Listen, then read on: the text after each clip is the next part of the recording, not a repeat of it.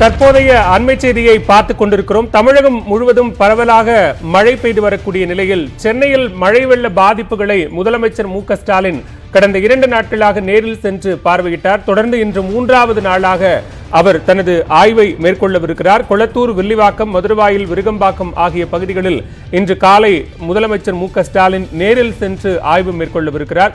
கூடுதல் விவரங்களோடு இணைகிறார் செய்தியாளர் பாண்டிராஜ். விவரங்களை பதிவு செய்யலாம்.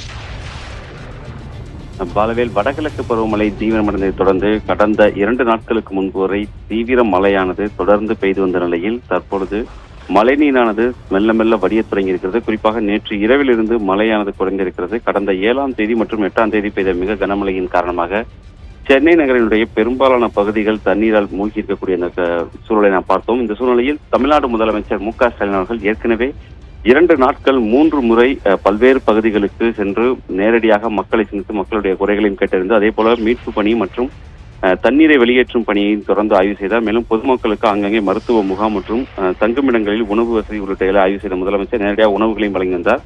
அந்த நிலையில் 3வது நாளாக இன்றும் சென்னை கொளத்தூர், வில்லிவாக்கம் மற்றும் மதுரவாயில் உள்ளிட்ட பல்வேறு பகுதிகளில் முதலமைச்சர் கிட்டத்தட்ட 11 இடங்களில் நேரில் ஆய்வுக்கு செல்ல இருக்கிறார் என்ற தகவலானது வெளியாகிறது. குறிப்பாக காலை திருவிக நகருக்கு உட்பட்ட ரமணா நகர் பகுதியில் நேரடியாக மழையில் பாதிக்கப்பட்ட மக்களை சந்தித்து அந்த மக்களுக்கு தேவையான உணவு மற்றும் அடிப்படை தேவைகளான உடை மற்றும் பல்வேறு உதவிப் பொருட்களை வழங்குகிறார். அதற்கு அடுத்தபடியாக அதே பகுதியில் சுப்பிரமணிய தோட்டம் என்ற பகுதியில் பொதுமக்களுக்கு தங்க வைக்கப்படக்கூடிய பொதுமக்களினுடைய பாதுகாப்பு முகாமையும் பார்வையிடுகிறார். மேலும் அங்கு மக்களுக்கு தேவையான மருத்துவ வசதி மற்றும் உணவு மற்றும் உடை உள்ளிட்ட பல்வேறு உதவிகளை வழங்கியிருக்கிறார். அதற்கு அடுத்தபடியாக கோபாலபுரம் ஆரம்ப பள்ளி, அதாவது சென்னை கொளத்தூர் பகுதியில் இருக்கக்கூடிய கோபாலபுரம் ஆரம்ப பள்ளியில் நடைபெற்று வரக்கூடிய மருத்துவ முகாமினையும் பார்வையிடுகிறார். மழை காரணமாக ஆங்காங்கே உடல்நலக் குறைவுகளானது ஏற்பட்டுக் கொண்டிருக்கிறது. மேலும் மழைக்காலம் என்பதனால் மேலும் தொற்று நோய்கள் ஏற்படாத வண்ணம் மருத்துவ முகாம்களானது நடத்தி வரப்பட்ட நிலையில் செம்பியம் பகுதியில் நடைபெற்று வரக்கூடிய அந்த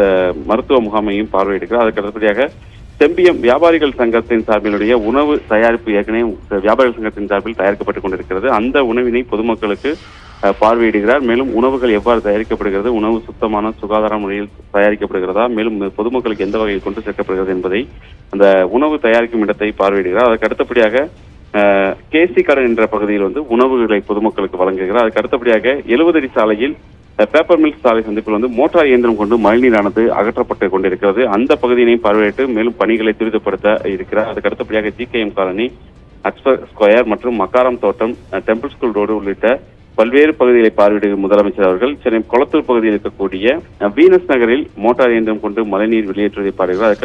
அதுக்கு அடுத்தபடியாக ரெட்டேரியினுடைய வழக்கு பக்கத்தினுடைய அந்த கொளத்தூர் ஏரியானது நிரம்பி வருகின்றது. எனவே அந்த ஏரியை பார்த்துக் கொண்டும் ஏரியினுடைய கரைகள் பலமாக இருக்கிறதா என்பது குறித்தும் ஆய்வு செய்ய இருக்கிறார்.